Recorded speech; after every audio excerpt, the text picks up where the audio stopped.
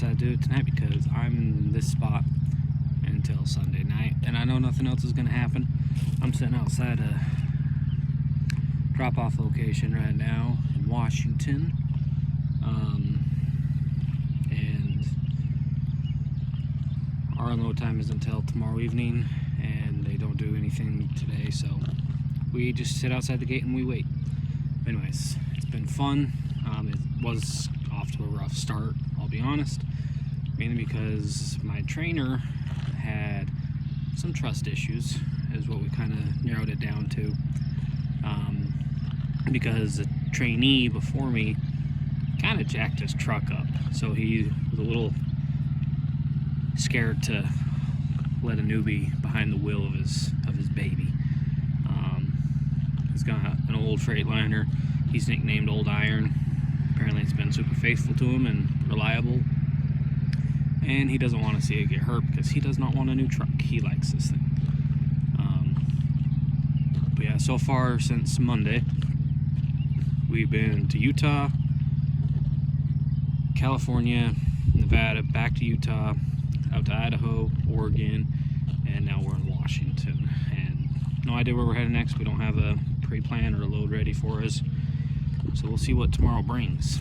A couple things that I've learned in my week being out here: get to know your trainer. You're going to be stuck with him or her for 24/7, and it helps to know who they are as a person.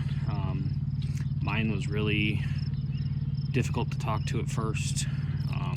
Didn't really open up or anything like that. Like I said, he didn't want me to drive a whole lot.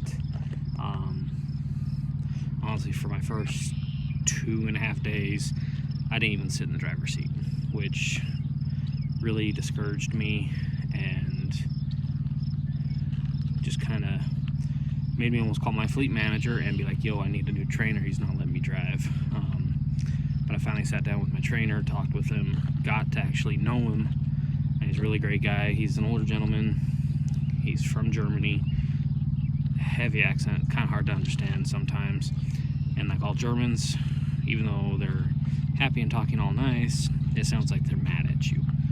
But ever since I got him to open up, I've been in the driver's seat the entire time, worked full shifts, and learned a lot. Even during my first 3 days, 2.5 days when I wasn't driving, the guy's full of knowledge. He's taught me the tricks of tarping, strapping, and just doing my job right and doing it safe. He doesn't like my music and I don't like his music, so he went and got me a headset, because he's like, here, now you can have this in and listen to whatever the hell you want, and I can have my headset in and listen to what I want. I'm like, alright, fair enough. And it's also nice when you're laying in your bed at night, you can have a headset in and hear what you're watching on your phone or whatever, and it's easier when my kids call. I can talk to them without having to try to hold the phone up, because the rules, as I'm told, is we're not actually supposed to have headphones in, but they allow the trucker headsets. So he handed me this and said, here, you're an official trucker now. I'm like, alright, cool. But yeah, just looking around, this right here, I know it's hard to tell, you have to focus. This is why I'm really loving this job. I love to travel, I love to drive, and now I'm paid to do it, which is really sweet. Anyways, things I wish I knew before TNT: how little room I was going to have on that truck. I was expecting half the truck to be mine, essentially, but you got to realize that your trainer lives in his vehicle 24/7 for who knows how long. They have all their stuff in there, and you're only there for a short time. They're not going to give you half the truck. So in mine, I got the glove box above the passenger seat and one cubby, and then the top bunk. So usually what I do is during the day, so things aren't flopping around, all my stuff is on the top bunk. Then at night when we park and I'm actually sleeping up top, there's room on top of the cubbies to shove all my suitcases and stuff like that. I have it's like a 30-inch duffel bag with all my clothes in, and then I have a backpack, coat, boots, hard hat, and so I just kind of shoved that all up on top of the space on the top of the cubbies. It's not safe to leave that stuff up there while you're driving because it'll just fall off. So when we're driving, or I'm not using the top bunk, it's all just piled on top of the bed with the net to secure it in place. Another thing I've learned, if you have a hard driving trainer like I do, you don't really stop a lot. So you really learn how to use the bathroom efficiently, how to eat like dry storage goods. So Pop-Tarts, granola bars, tuna fish packets, bread, stuff like that. Because also you don't have a whole lot of room in the fridge. It's small to start with. Oh, sorry. Got the hiccups. And so, yeah, biggest thing is space. You got to be really good at using the little space you have. Another thing, bring a small chair or something like that. Because, you know, sometimes you just don't want to sit in the truck with them when you're stuck at a rest stop or something like that. If you have a little lawn chair or something like that, you can just pop it up behind the truck and sit and enjoy the view. Because that's what I wish I had right now, was a chair, so I could just sit down and enjoy all of this.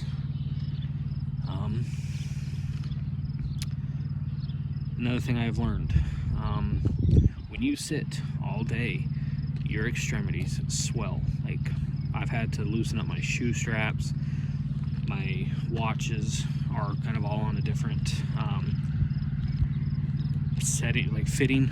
I feel like I'm getting like waterlogged, or my feet are swelling and stuff like that. So compression socks, I understand now why people wear compression gloves while driving. And when you're sitting down for 10 to 11 hours a day just driving, it does put some wear and tear on your body. So be prepared for that. Be comfortable.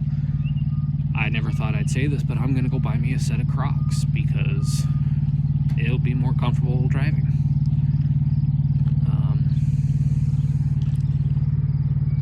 Be open-minded, because like I said, me and my trainer, we are from two different walks of life. We don't all like the same things. We don't like the same foods. So just be open to trying new things. Like he just made me dinner. It wasn't that good, but he loves it. It's something that he eats in Germany. It just, the flavor was really odd to me. But I ate it. I was open-minded to it. And yeah, I get to learn some curse words in German and some very in-depth history of the German culture and what he went through as a kid. So yeah, just thought I'd jump on here, give you guys a quick update. As far as mileage goes, like I said, we did not drive very much this week.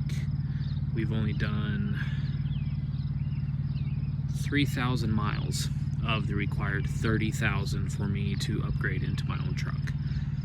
But now where we're actually driving team, like actual team hours where he sleeps, I drive, and then vice versa, I imagine those hours are going to go by a lot faster than they have than this first half of the week, because he drove. That was it. He drove his shift, and then we shut down, we went to bed. So we were only doing a few hundred, or we were doing between 400 to 600 miles a day, which was not a whole lot. And now we're closer to that, like 1,000 to 1,200 miles a day, which is going to make it go by a lot faster. So I'll keep y'all updated. Hopefully I get my 30,000 done real fast. I can get in my own truck and we can start having more fun on these adventures. I'm excited to see where my next load takes me. This current load I'm on right now, I don't know if you can see, it is a load of various pipes, and this load sucks, like, because it's all different sizes, different lengths. When you crank it down, the pipe starts shifting around and kind of gets a little sketchy. In fact, we had, let's see if you can see this angle. See how it's slanted out like that? I had an issue with the truck. Apparently I kind of broke something, so it like started rolling backwards on me on an off ramp, and so I slammed on the brake and it kind of jerked the load backwards a little bit, but still secure. Straps are super tight, and so we just kind of kept going with it.